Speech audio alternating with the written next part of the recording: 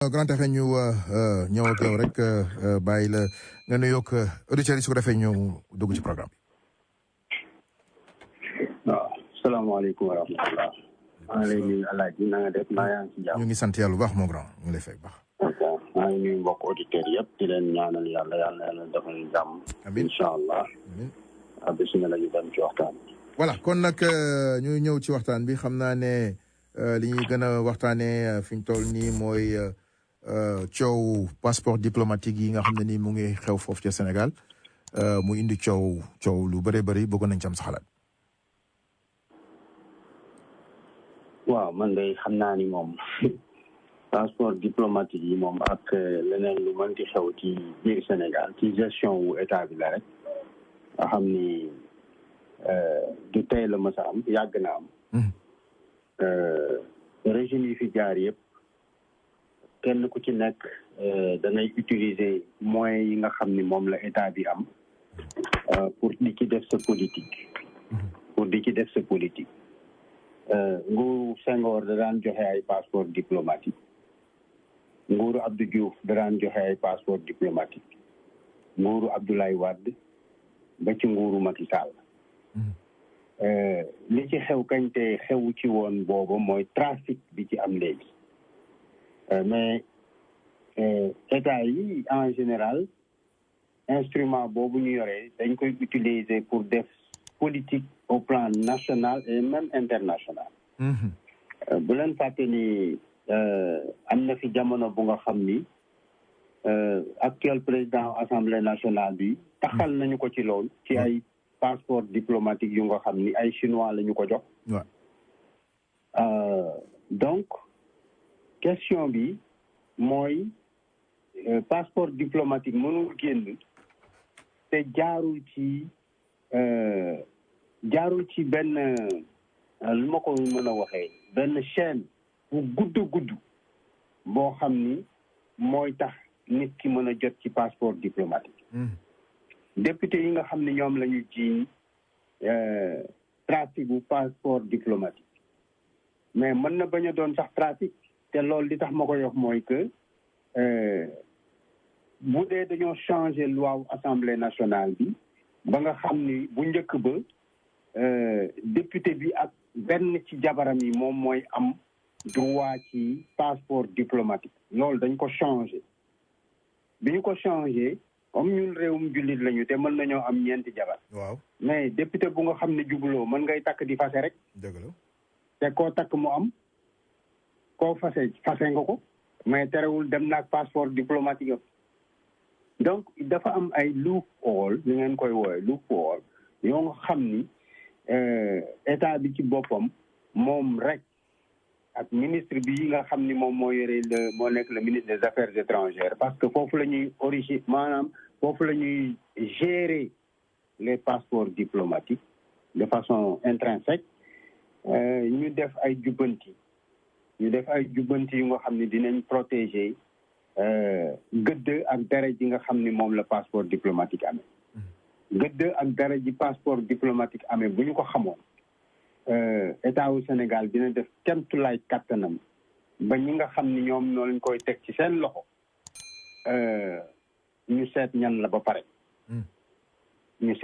pare. donc trafic boobu ma nga fa yàgg na fa. dafa gën a maanaam tey la gën a yaatu rek nit ñi gën ko xam ndax réseaux sociaux yeeg yooyu mais mosu fa jóg en fait. voilà man je pense que loolu la tout cela problème mu gestion état la rek ak ñu nga xam ni yàlla moo def ci ñoom juguñu nag parce que lu état organisé wu su fekkente ni dafa am ñu nga xam ni dañoo jubati te jóg def lu ñaaw ak lu bon rek moo leen tax a jóg mais kenn mënu cee mucc. effectivement seen der nag dina yàqu mais dañuy yàqaale ñun suñu der te suñu yoon newu ci.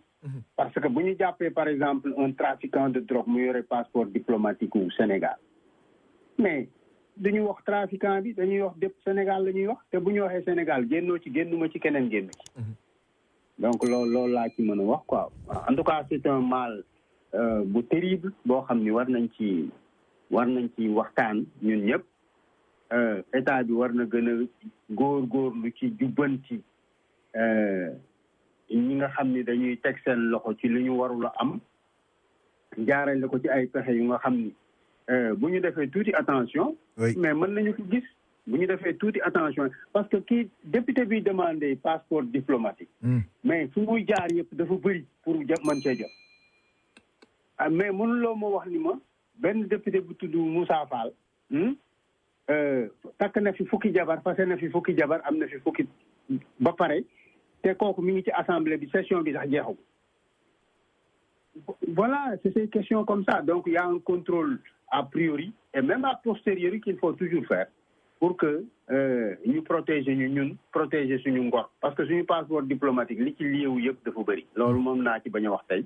Mais loolu laa ci mën a wax waaye laa ci. Voilà, c'est bien dit. Di wax mbokk yi tamit mën ngeen woote ci 212 219 9695 212 219 9695 bu dee am ngeen question boo leen bëgg a laaj Grand Texé. ba tey Grand Texé ñu ngi continuer di gis ca Sénégal en tout cas acharnement ñoom lañ koy tuddee ba tey ci wàllu passeport diplomatique yi ak wàllu visa yi muy les jeunes rappeurs Simone ak Kilifeu finalement ban jàngat nga ci am. waaw man ba mu tàmbalee am na lu ma leen ci waxoon quoi te loolu ci laa nekk ba léegi jóguma ci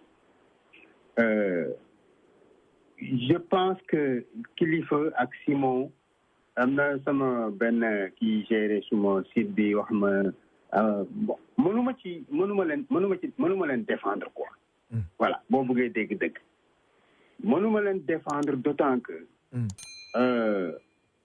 ñoom malgré seen secteur bi ñu nekk nga xam ni les artistes comme ni ma leen ko waxee woon dañu am di def lu ni mel te du ñoom rek ma nga tàmbalee ca bopp ba ñi gën a mag ci artistes yi wax naa leen ni leen bu ñuy dem di def seeni voyage lu bëree bëri ci nit ñi nga xam ni génn nañu ci loolu la ñuy jaar pour génn artistes yi sëriñ si wax naa leen ko du lu may làqal wala lu may nëbb wala ñi nga xam ne ñoo nekk des dignitaires ñii nga xam ne ñoom la ñu jàpp ñu nekk ay député yi trafic ay passeport diplomatique ñooñu rek ñoo feeñ ñoom rek ñoo feeñ am na yeneeni passeport yu ñu tuddee ay passeport de service mais ce trafic là maanaam la question des visas ak ñi nga xam ni ñoom la ci les occidentaux taxawee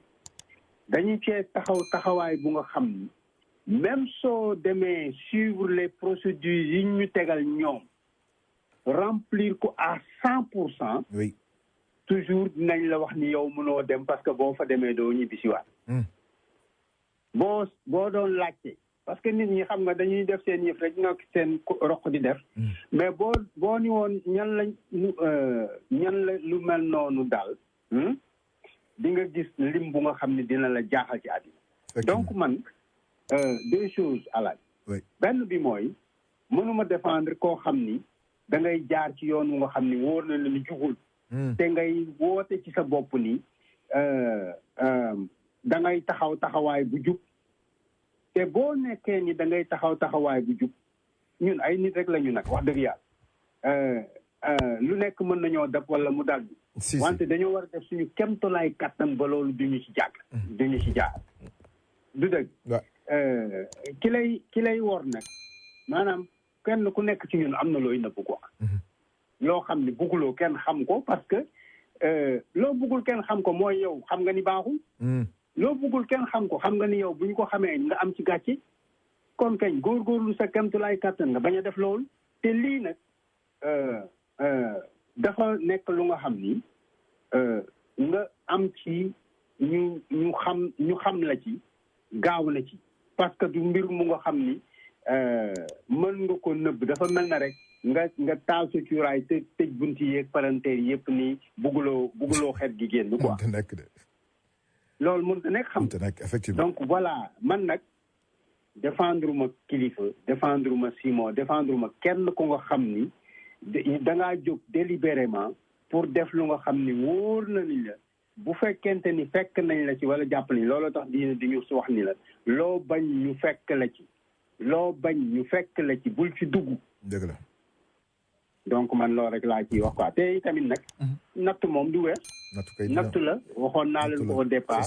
mais yàlla na leen ko suñu borom bi teggi. amiin mu jeex. voilà c'est ça. Je pense que ni nga ko waxee noonu la leeree grand on est que humain et que ndogal day am nattu day nekk bijou bu am solo bi nga xam ne ni président de la république dem na inauguré ko tey ci dëkk bu tedd ba ci Touba hôpital Cheikh Ahmadoul Khadim Rassoul noo ko jàngatee. waaw lu am solo la ci suñu réew que ñuy am ay infrastructure sanitaire initiative sëriñ bi nga xam ni moom moo tax ñu def lu ni mel nguur jàpp ci taalibe yi surtout jàpp ci lu am solo la lu baax. li ma xam rek mooy lii quoi mooy ko su fekkoon nguur yi ñuy am li nga xam ni moom la nit ñi di xaar ci ñoom ñu ngi ciy taxaw à 100% xëy na bu ñuy bu lu mel noonu juddoo duñu ko sax remarqué ba naan dañuy dem di inaugurer di dajale nit ñi di tàccoo ko di def yeneen loo xam ni dafa naturel dafa mel na borom kër bu indi dépense ci këram ñu taaj añ bi mu ni waa koñ bi ñëw leen seet joxe naa dépense tey togg nañu añ non-sens boobu la mbir mi am et je pense que occasion yi nga xam ni ñoom moom la ñuy utiliser surtout pour def politique du lu baax li may wax ci loolu rek mooy li nga xam ni sëñ bi wax na ko balaa muy dem bu demee bay ñaan ndongo yi ni leen kilifa la bu fi ñëwee bu leen ko yóbbu kooku dem ba foofu taxaw di def discours ni sëriñ bi nga baal ma mais fokk ma politique je crois que loolu mooy problème bi parce que kilifa boo ko nawee respecté ko la mu ñaan ay njabootam war nga ko cee fekk ba doo ko def léegi nag moom doom la comme na fa ñëpp nekkee doom bu dee nee na taalibe la te wóoruma sax quoi noonu la fa ñeneen nekkee taalibe te ànd ñoo moom bokk ñoo moom gis-gis seen kilifa wax leen ñu ni fàtt toog mu ñëw ni leen Benno Bokk Yaakaar benn liste rek moo fi am Touba te Benno Bokk Yaakaar lay doon mais moom lan la bëgg a def ak ki nga xam ni mooy kilifa bi wala lan la bëgg a def ak ñeneen c'est des questions comme ça et je pense que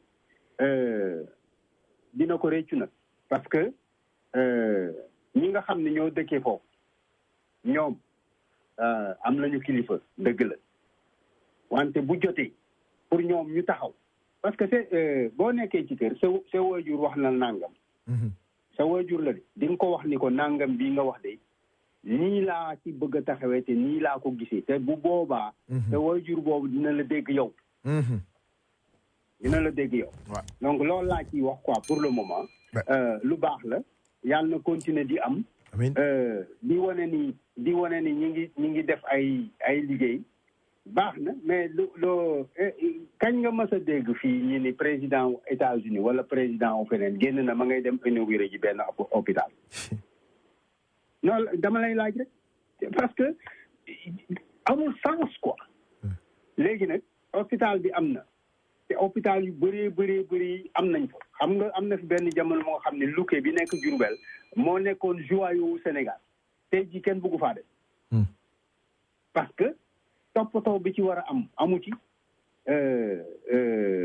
gestion bi nga xam ni moo ci war a am amu ci ñi nga xam ne ñoo nekk dans les comités de gestion des hôpitaux dégg ngeen ba tey ji Marius Sagna di ko dénoncé participation malade yi nga xam ne ñoom bu ñu ñëwee ñoo jënd ay ticket xaalis boobu dañu koy détourner ak di ko sàcc mais loolu ñun li ñu am bëriwul mais bu ñu ko gérer toppatoo ko ni ñu ko war a toppatooyee mais mën nañoo defara mais amul benn niveau boo xam ni une gestion claire transparente qui peut bénéficier les populations nekk na ci seen xel pour ñu def ko même les mécanismes yi nga xam ni moom lañ fa war a teg bi ñu ko tegee ba nit ñi yaakaar ni dana dem te dana dox benn samba boo jógee fële lekk alal ji après jeex na quoi. Donc suñu réew problème yu mel noonu la am te tant que réglé wuñu problème yu mel noonu bu dee da ngay wax ni nañu jub ñi nga xam ni ñoom ñoo nekk dans ces structures là jub du loo xam ne day xëy rek juddu mi ngi commencé ci ñi nga xam ne ñooy nit ñi. nit ku nekk yow yaay saxe ci sa wàllu bopp. nga jéem di jub saa yoo yeewoo parce que yàlla moo ñu bindee ñu dëng ñun. dëgg la mais moo ñu sant ci suñu dund ñuy fexe di jub ak di jubal saa yu ñu yeewoo apprentissage la loo xam ne da nga koy jéem di tendre vers kenn mënul jub ba jub mais da ngay tendre vers maanaam di jéem a dox di jëm ci loolu. boo dee dox di jëm ci loolu nag tappale ak yeneen du nekk ci sa bopp wala bu ci ñëwee sax boo tuddee suñu borom mu dem yoonam nga continuer ci yoon wu leer bi yoon bu jub bi du noonu. loolu dama koy ñaan ñëpp commencé ko ci président de la république ba ci ki nga xam ne mooy planton bi loolu mooy seen yitte bi ma déggee fan yi président bi di wax ci affaire corruption dama ko bindal waxal ko ni ko mais lii nii dafay dellu ci sa kam parce que nan nga mën a waxee corruption nan ngay expliquer yow sa juróom-ñetti milliards yi nga xam ne nee nga wax am nga ko ci fukki at ak ñaar yeeg loolu liggéeyu état yu Sénégal naka ngay def ci li nga xam ni moom nga jël jox ko sa rak muy suñu ay licence su pétrole naka ngay def ci alal ji nga xam ni bis bu nekk seen say ñoom ñu ngi koy sàcc di trafiquer ay visa di trafiquer ay billets di def nangam naka ngay def loolu yow kon waroo mënoo wax ci corruption parce que yow yaa jiite mbir mi mënoo jiite dara ba pare mu nekk da nga bëgg a wax naan lutte contre la corruption waaye ñëpp la war ça c'est le devoir de tout le monde. Effectivement noonu la ko waxee sax ça doit être le devoir de tout le monde. Corruption doit rester un combat de tous waay. moom moo ko war a jiite. moo war a joxe exemple bi mais moom mënatu ko parce que moo def njombe ji gën a ngand ba pare.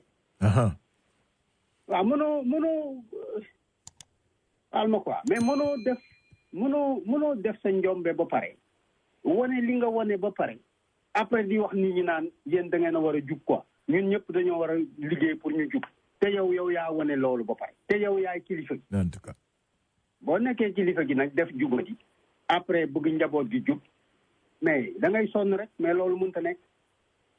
voilà loolu mënut a nekk leer na sa diggante ñaari rakk yi wala jarbaat laa leen di tuddee muy Bougane Dany ak Ousmane Sonko mu mel ne rivalité bi bés bu ne muy gën a fës.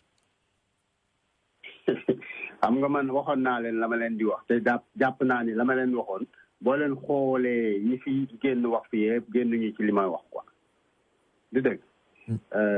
rivalité yi ci mbirum politique mënta ñàkk li mën a ñàkk mooy kenn ku ci nekk na nga ànd ak sa sago te nga teey ci li ngay def bu fekkente ni da ngaa bëgg doon kilifa parce que kilifa kenn judduwul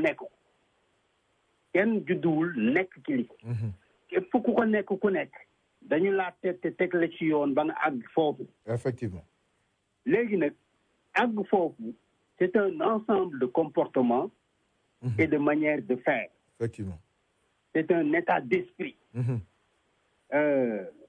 Man muy Bougane muy Ousmane Sonko muy Thierno Bocoum muy Déthié Fall muy ku mu ci mënti doon ñoom ñëpp laa yemale ci ni kenn ku ci nekk ci ñoom am na lu la suñu borom defal nga jàpp ni li la suñu borom defal mën ngaa fexe ba Sénégalais yëpp profité wu ci moo tax nga bëgg a laaj nekk ki nga xam ni yow yaay jiite réew mi bu dee qualité yooyu mi ngi ci yow boo defee safaan nit ñi war nañoo mën a am tiitaange ci yow bu dee jotegoo àggagoo fenn maanaam da nga génn ci sa buntu kër rek teg ni bisimilaay après ñu commencé gis loo xam ni kenn bëggu koo gis nit ñi war nañoo mën a tiit ci yow et je pense que ñaar rek ñoo fi nekk ñi nekk ci nguur ak ñi nga xam ni ànduñu ak ni nguur di def muy opposition ñooñu ñoo bokk lépp. ci yoon mën nañoo wuute mën nañoo am ay wuute ci naka lañu ko war a defe wante waruñoo mën a am fantasiro ci fan lañu jëm. fantasiro moo baaxul te loolu nag wax naa leen ko dès le départ réalité politique gu Sénégal ak réalité politique gu Amérique daanaka benn la. politique la tudd. c'est mooy fexe conquérir pouvoir bi. yore ko ci say loxo gérer ko. am na ay méthodes yu bëri yu ko nit ñi di defi wante dafa am méthode bi gën bi nga xam ni moom la ñu war a sàkkoo am nguur jot ci nguur fen waru ko lal wuruj waru ko lal tappale waru ko lal naxaate waru ko lal warul maanaam li nga xam ni moom laay dégg actuellement ci yenn responsable yi bëgguma di tudd turu kenn parce que bëgguma stigmatiser kenn ñoom war nañu bàyyi loolu parce que bu dee Sénégal rek la am na lu nga xam ni war nga ko mën a dépasser pour Sénégal kese bu dee dem nga nag ba xam ni sax yow li ngay wax ni moom moo tax ngay jóg buñ la seetloo tuuti mën nañ cee gis leneen mais nga dem toog nga bàyyi parce que franchement man dama gisul lu jar yenn wax yi wala jar yenn jëfin yi. D'accord. Sénégal changé moom la ñëpp bëgg mais buy changé aussi nañu ko changé ci ngor nañu ko changé ci dëgg. ñi nga xam ni ñoom ñooy les acteurs nañu def seen kéemtalaay kattan ba bu ñu leen jéppi ñu ñuy jéppi nag du ñu jéppante quoi. Bien dit. Voilà ma jël benn auditeur rek xam naa après bu laajee question bi madame daf benn aaja dellu si waat ak yow grand texe mbokk mi bisimilah. asalaamaaleykum. waaleykum salaam. hélas maa ngi lay nuyu di nuyu grand texe waay. bisimilah. ñuy déglu waa di kontaan ci kiyam maanaam man ànd naag moom ci li mu wax man ni ma gisee li ma gëm mooy comme ni mu wax mooy dëgg affaire conseil bi ñaata at ñu ciy wax te dara changé gul. fi mu ne nii affaire bi dañ koy wax nii de waaye semaine fi mu ne ñu dugalaat ko ci tiroir yi teg ko te itam li dëgg te dëgg mooy président li nga xam ne li day yàq day saltel li mu def ba li mu def du feeñ mooy yu mel nii ak affaire passeport yi mooy koo xam ne kii tey moo ci waroon a mën a taxaw ci dëggu wax boo xam ne askan wi danañ ko gëm te mun a prouvé ko waaye bu fekkee ne affaire bi da ko woyofal nii kii ko nii affaire bi mi ngi mel ngay root di sotti ci seen dara rek wax dëgg ba ñëpp tàccu sam waaye da nga ko war a doxal rawatina état. D'accord. xam nga ne moos coow li ni mu demee nii ak affaire passeport yi ak affaire corruption bu ci taxawoon dëgg incha allah ñu jël décision Sénégal ak ñoom ñi yor doole ji ñëpp gannaaw yàlla kon affaire bi dina affaire retourné bi mu def Touba nag wax dëgg yàlla macha allah man rafetlu naa hôpital bi waaye wax boobu aussi comme ne ko gënaan te kay waxee loolu dafa bu doon kii la daal ñu ne càtte ca dugg parce que wax boobu moom président wax dëgg yàlla moom mënoon naa ñàkk daal man ci sama xalaat. D'accord. ko yéene naa ko jàmm ak victoire gëm naa ne def na lu bëri itam waaye nag am na yoo xam ne yi moom day yàq sa jëf. D'accord. da koy salteel da koy muur. jërëjëf loolu na war a seetal affaire yi doxalin bi ni mu demee. merci arrêté ko. d'accord jërëjëf merci beaucoup ñu baal ma rek mbokk yi ku vraiment ku woote bu dee da nga am question nga laaj ko contribution yi moom wax dëgg yàlla grand texe vraiment il fait un bon boulot pour loolu baax na ku baax rapidement mbokk mi. ok salaamaaleykum. waaleykum salaam. patron El Hadj nuyu naa sa invité bi man am naa benn laaj ci moom la dem grand père est-ce que la société civile peut dire qu'on a signé un pacte avec l'opposition pour faire une démonstration de force contre le pouvoir? Est-ce que la société civile, elle doit être au milieu ou elle doit être neutre? Ou bien la société civile doit être avec l'opposition? D'accord. Merci. On a compris. Grand Texe nga baal ma jëlaat kenn rek après ñëwaat ak yow nag madame Faye Bil nga ñëw tontu ñaari laaj yooyu ku baax rapidement. Ouais, ça va bien. Ça va très bien, merci. waaw dama doon demander Grand Texe. Oui. dama ko bëggoon laaj. naka la gisee l'image du Sénégal actuel. Envers le monde. Actuellement. Wow. L'image du pays, le Sénégal, envers ce monde. Et deuxièmement, l'avenir du Sénégal dans ce monde que nous vivons. D'accord. Je pense que merci beaucoup. Merci beaucoup. Voilà, grand nga may ma rek madame Faye Billy jël soit ak yow su ko defee nga mën a tontu ñaari laaj yooyu. waaw maa ngi tàmbale ci monsieur Ndiaye de Brooklyn. xam nga nag moom waaju xarañ. C'est l'ami du président. wante maa ngi lay wax leen monsieur Ndiaye et loolu tu peux vérifier ça. La société civile dans tous les pays du monde n'est pas une organisation et une entité neutre. Elle n'est pas une entité neutre. Fépp ku nga xam ne da ngay def combat bi ngay def bu dee c'est un combat pour la liberté, bu dee c'est un combat pour la démocratie, bu dee c'est un combat pour le bien-être des gens, et la société civile dans son essence mooy porter combat yu ni mel. Bu amee jonction avec les forces politiques de l'opposition, cette société civile-là ne peut pas être neutre. D'accord?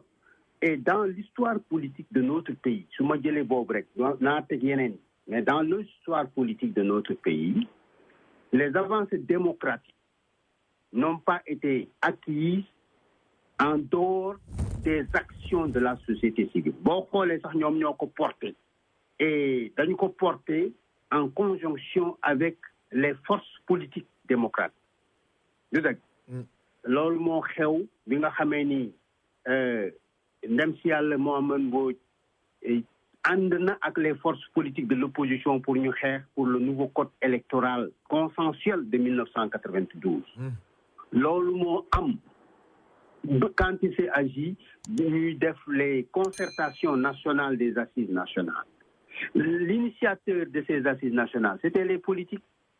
ñoom ñoo ko xalaat taxawal ko dem seeti société civile bi ni leen waaw lii baax na mais yéen du ngeen ko jiite. Proposer un canevas, un plan de travail et une démarche aux partis d'opposition ñu ànd ci def ko. kon bu la dafa am lu nga xam ni monsieur Ndiaye bàyyi ci xel quoi, parce que jàpp naa ni tamit am na lu la yàlla may tuuti te jàng nga. dafa am ay concept factice yu nga xam ni soo leen defulee attention rek xëy na peut-être li ngeen far mooy tax soo leen defulee attention mu fourvoyer leen ci ñoom dañoo war a nekk à égale distance. Oui, c'est un rôle qu'ils peuvent jouer dans des situations de conflit, mais le rôle principal et essentiel mooy ñoom dañoo taxaw la société civile dafay taxaw pour un combat boo xam ni dafay jëm ci l'avancée des populations dans leur ci seen nekkin, avancée population yi ak système politique yi ci liberté, ci démocratie, ci transparence, ci bonne gouvernance, etc. Je crois que loolu yaakaar naa ni doo revenir pour di ma laaj loolu.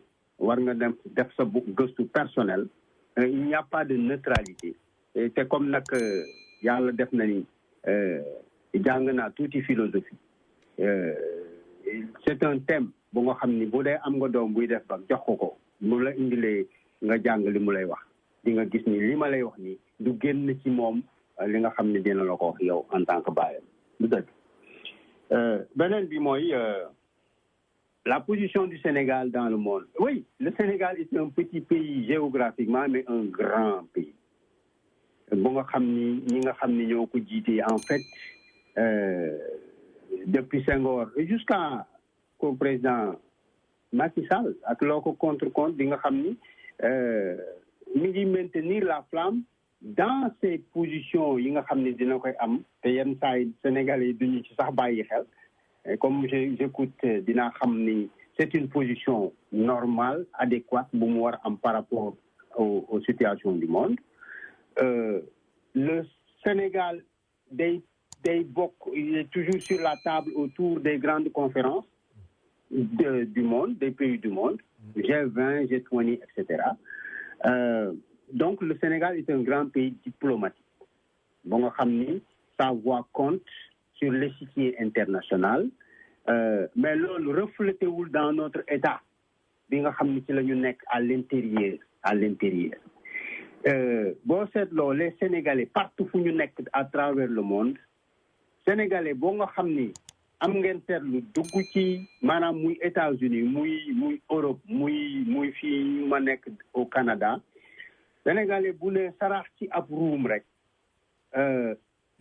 def différence wala ñëpp xam ni kii de am na leneen lu nga xam ni xëy na am na ko te ñu bëri fii amuñ ko Sénégalais bu nekk nag même bu fekkente ni am nga bu demee ñibbi am na beneen niveau bu nga xam ni foofu la nekk moom day charrier toujours un état d'esprit un état de fait ab taxawaay bu nga xam ni ñu bëree bëri dinañu ko naw ci moom loolu nag suñu borom moo ñu ko defal du dëgg li ma ci metti mooy dafay am dichotomie ak situation boobu ma décrire nii dafay am benn dichotomie bu nganda entre ñun li ñuy dund à l'intérieur du pays l'état de notre gouvernance ak le statut bi nga xam ni waxuma la ñi jiite Sénégal mais koo xam ni sénégalais lambda la rek am na ko quoi et je pense que dañu dul réfléchir lu bëri ñun ci loolu quoi parce que buñ ci doon réfléchir lu bëree bëri rek ñi nga xam ne ñoo ñu jiite mën nañ leen a teg ci yoon ba duñu ñu yóbbee yenn gàcce yi duñu ñu yóbbee yenn coono yi duñu ñu yóbbee loolu nag wax naa leen ko diaspora bi daf ci am liggéey bu am solo bu nga xam ni war na ko ci def mais jusqu'à présent la diaspora n'a pas compris ses responsabilités commencé na nag parce que nous avons vu qu'avec l'élection présidentielle de 2019 la diaspora a massivement voté contre le président. La diaspora a massivement voté pour un candidat. Mais loolu c'est un signe bu baax mais du loolu mooy l'essentiel. Xëy na peut-être ci yeneen waxtaan mën nañu ñëw ci yooyu parce que ñi nga xam ni jàpp naa ni ay piliers lañu dans la diaspora te ñu ci bëree bëri ay rakk lañu ci man te xam naa leen jusqu'à présent les initiatives yi nga xam ni war nañu ko jëluñu ko ba léegi xaw ma nag lu ñuy xaar mais jëluñu ko ba léegi diaspora bi donc moo ñu war a dimbali sur ce plan-là pour perpétuer le rayonnement de notre pays mais perpétuer le rayonnement de notre pays mi ngi war a tàmbalee ci ñu redresser la trajectoire de notre pays parce que c'est pas une bonne trajectoire ñi ànd ak président bi ñoo la ko gën a xam mais parce que far nañu rek wala ànd nañu moom te bëgg nañu mu doog fa ils vont faire toutes les contorsions possibles surtout sama xarit boobu di woote souvent de Brooklyn toutes les contorsions possibles pour expliquer des inepties te loolu moo war a jeex du dëgg voilà et là donc mi ngi noonu. Donc c'est bon xam naa ñu laaj bi rek bu ñu dellusee nga ñëw ceeg ñun mooy bien sûr dégg nga ne notre président comme ni nga ko waxee mu ngi waaj a ñëw fii ci dëkk bi comme tant d'autres présidents d'un peu partout ci globe bi bëgg nañ tam sa xalaat ak taxawaay bi nga xam ne nii opposition bi nga ko taxaw ak ñi nga xam ne ñoom la àndal ak li fi doon xew ban jàng nga ci am na benn auditeur bu nekk ci ligne bi ma jël ko xëy na mu laaj bi su ko defee après ñu bàyyi la nga ñëw tontu ko balaa ñu lay bàyyi ba beneen yoon parce que dañu ñëw ak benn spécial Magal Touba ak Dombaay ku baax bisimilah. mbokk mi waaleykum salaam. waaw Alaaji. waaw. waaw damay laaj ma ne affaire passeport yi moom dana na xale liggéey de est-ce que président assemblée bi moom yaakaar naa taxoon na ci de. waa laaj la d'accord jërëjëf merci grand terre donc nga taaxilu rek ñu changer heure bi dellusiwaat ak mbokk yi. voilà donc jërëjëf grand terre donc ma bàyyi la nga ñëw ak ñun su ko defee ñu après nag bàyyi la ba semaine prochaine bismillah. waaw en fait la venue du président ci assemblée générale des Nations Unies bi bon. après presque 2 ans. ma ne presque 2 ans ñëw fii donc voilà quoi. waaw na ko opposition bi teeru rek nañu ko teeru ni ñu ko daan teeroo rek waaw nañu ko teeru ni ñu ko daan teeroo mais cette fois-ci je pense que lii laay demandé quoi je pense que président bi war na ko mën def parce que d'abord war na xam nga tu te rappelles bien bi mu nekkee premier ministre jox nañu interview yow yaa ngi toog maa ngi toog El Hadj Malick à l'époque mi ngi toog ak Dame Babou ak Alain je crois ñu waxtaan ak moom sur des questions importantes de notre pays jàpp naa ni bu ñëwee bi yoon war na toog ak la presse locale bi nekk foofu war na mën a dem ci benn wala mu ñu dajalee en tout cas ñi nga xam ni ñoo nekk les animateurs foofu ñu seq ak moom waxtaan bu yaatoo yaatu wu nga xam ni war na mën a jël même appel from the public parce que les questions yi nga xam ni moom la Sénégalais yi di jànkonteel war na cee tontu parce que il y a plus de 2,5 millions Sénégalais à l'extérieur diaspora boobu rek bu fekkonte ni benn bopp lañu mën nañoo gagner présidence de la République diaspora boobu ñoom ñoo nekk maanaam l'axe central de l'économie de notre pays et le président n'a jamais eu un dialogue direct avec cette diaspora-là. Ah oui. Je pense que war na am courage quelles que soient par ailleurs les circonstances mu am courage janloog sénégalais yi nga xam ne ñoo nekk ci biti mu bañ am benn filtre mu bañ am benn manipulation mu wax ak ñoom yu fekkee ni def na loo jàpp naa ni il est suffisamment outillé pour répondre aux questions yi nga xam ni moo nekk la préoccupation de la diaspora mais également pour répondre clairement sur les questions yi nga xam ni moo tënk suñu réew jàpp naa ni loolu war na ko def xëy na peut-être une rencontre avec toute la communauté te saa yu loolu amee dañ ciy dugal ay manipulation ak ku mu mënti doon nag Abdoulaye Wade ak Abdou ku mu ci mënti doon suñu defee loolu mën na indi manipulation mais que les animateurs et les gens de la presse locale puissent organiser une conversation à travers les ondes mu am des appels yu nga xam ni kenn xamul kuy woote mu tontu ci question yi nga xam ne nit ñi dinañ ko laaj je crois que c'est une performance bu nga xam ne yéen war ngeen cee waxtaan balaa muy ñëw war ngeen def la proposition balaa muy ñëw je pense que c'est trop tard war ngeen mën a jël je pense que c'est un peu trop tard à moins que moom mu dégg la nangu ko parce que avant président di ñëw yooyu yëpp dañ ko war a dugal et bon man je dois avouer que je dois avouer personnellement grand que yàgg naa def demande boobu mais personnellement nag c'était pas global personnel parce que yaa ko wax léegi bi mu nekkee premier ministre boobu c'était nous tous on était venus mu jël presse bi et on posait des questions il a répondu les questions voilà. il faut le lui imposer. je crois que rien n'est trop tard moom grand moom xam naa non mais attends c'est-à-dire que il faut le lui imposer mooy li ma commencé def nii. xam nga li ma commencé def nii mooy je vous ouvre la porte pour que yéen ci seen bopp ngeen am taxawaay bu mel ne balaa muy ñëw. programme yi fi jaar yëpp yéen mën ngeen organiser wu jël benn temps d'antenne 4 heures ou 5 heures de temps yéen ñëpp ngeen ñëw toog. yéen ñëpp ngeen ñëw toog ci studio bi. d'accord ñu ni diw ñoom ñooy interroger tey président bi. mu ngeen defee ak moom 1 heure de temps ngeen ubbi l'antenne pendant 2 heures de temps. mu répondre aux questions des citoyens. je pense que.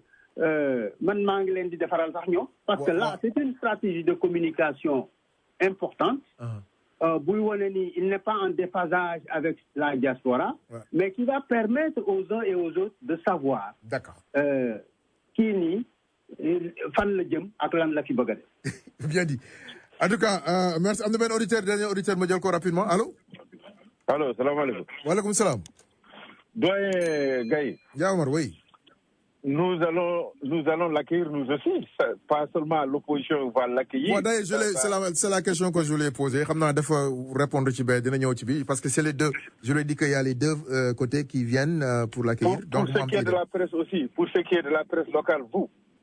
Oui.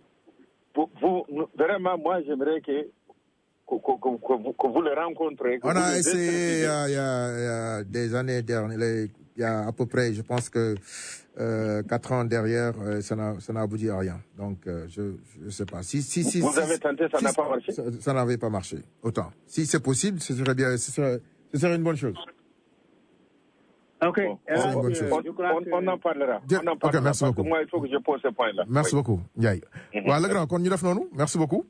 Mais non balaa ngay dem comme li ma la laaj li ma wax Ndiaye Omar ba may laaj ñaari côté yi laa laaj bon il y a l'opposition et puis il y a le pouvoir donc balaa ngay dem rek.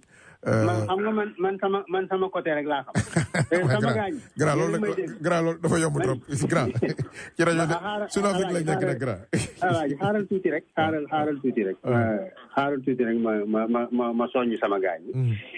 waaw balaa ngeen di soññ xaaral ma jël kii allo rapidement mbokk mi bismillah. ah grand maa ngi jégul il a appelé et puis. amul benn problème maa ngi leen en tout cas. je pense que man ba ma fa nekkee wax dëgg fa yàlla gars yi gis nañ ma quoi man fu mu dem te fekk naa ko fa teeru leen ko teeru bi waaw protester ci sa président loolu lu yenu maanaa la lu baax la te protester du saaga wala leneen quoi du saaga du leneen protester wane ni muy def ànduloo ci baaxul sant yàlla war na ko changer loolu ci démocratie la bokk. Mais le plus important pour moi cette fois-ci avec tout ce qui se passe dans le monde actuel nous devons avoir une lecture de ce que doit être demain. D'accord. Et président Bini nous devons l'interpeller sur ces questions-là. D'accord. looloo tax may suggérer au moins wax dëgg fa yàlla comme moom jeexal na te dafay dem ñaari at yu ko fi dese ñu xam lan mooy perspective. grand loolu yow yaa ko wax de moom moo leen day dem. bu soobee yàlla dina dem yoon. bon d'accord. merci beaucoup grand merci. waaw jërëjëf maa ngi leen di nuyu di leen sant. jërëjëf voilà kooku grand texee la comme ni mu ko defee toujours am na ñaar ñuy insister allo oui rapidement. allo salaamaaleykum. waaleykum salaam ku baax. El Hadj maa ngi kontaan ci déglu sunu grand dama ne woon du ma dugg sax dama koy déglu parce que man du ma teel koy wax ko macha allah ma ko macha allah mais dama koy laaj conférence bu doon def la xaw ma nan. non moom dem na kay moom kay xanaa léegi man léegi kon léegi El Hadj rek dañuy def may benn one second open mic rek quoi. about what. about li nga xam ne mooy manifestation bi ak kay beeg ak yu demee noonu. waaw loo ci xalaat yow.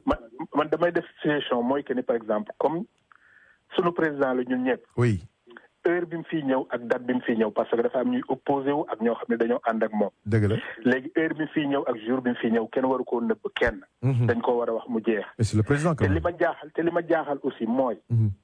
léegi moom ñëw bi mu fi war a ñëw maa ngi dégg ñoo ngi woo murit yi ñoo ngi woo Baye Fall yi ñoo ngi woo xaadir yi ñoo ngi woo ma Samba ma Paate ma Demba te kenn waxu ci affaire Covid bi mais am na benn moment boo xam ne aussi Covid bi mu xaw a sonal. nit ñaa ngi doon kaas affaire Touba wala Tivaouane wala feneen ak feneen li tax ay regroupement de am ak yu demee noonu. mais moom suñu président aussi. def na fi tournée boo xam ne am na ñu ne ànd nañoo moom def fi tournée bi. te ñooñu aussi dañ doon wax temps Covid bi kenn warul def nii màggal warul am lii warul am jàmm warul am rek léegi nag ci biir loolu aussi El Hadj. oui. démocratiquement bu fekkee dañu sportif rek. oui. 44e bi ko fi nga xam ne fa la kër maison du Sénégal nekk. oui. tribord babord lañ koy def. ñi nga xam ne ñoo ànd ak pouvoir bi féete si kër gi nekk ci trottoir boobu. opposition bi jël côté opposé. noonu la mës a demee mais nañ ko def si jàmm rek. nañ def loolu nag après nag jàmm rek. am ñu xool bu fekkee ne ku ci nekk li ngay woote mi ngi ci yow. dinañ xool kan moo gën a xumbu la am nañ incha allah. asalaamaaleykum wa rahmatulah. voilà dernier auditeur nag ma dem parce que dama war a jëli doom baay ku baax rapidement. waaye laas. waaw ku baax rapidement. waaw comme grand terrain ni mu wax dëgg la opposition kooku baax na l'essentiel moom nañ ko def ci yar ak teggin rek wax seen doléance. d'accord waaw président bi na lañ jox temps bu doy ñu bokkutoo waxtaane réew ma. ak ñoom li ñu gis te baaxul bëgguñu ko yu demee noonu loolu président bi dafa dimbale président bi. jërëjëf parce que waruñoo jox ñu far ak moom ñuy wax ak moom nañ bàyyi opposition bi laaj ko question yi. loolu la mu jox leen temps. loolu moo am solo quoi. merci beaucoup voilà am na solo madame ngeen may tuuti madame Jali Dombaye.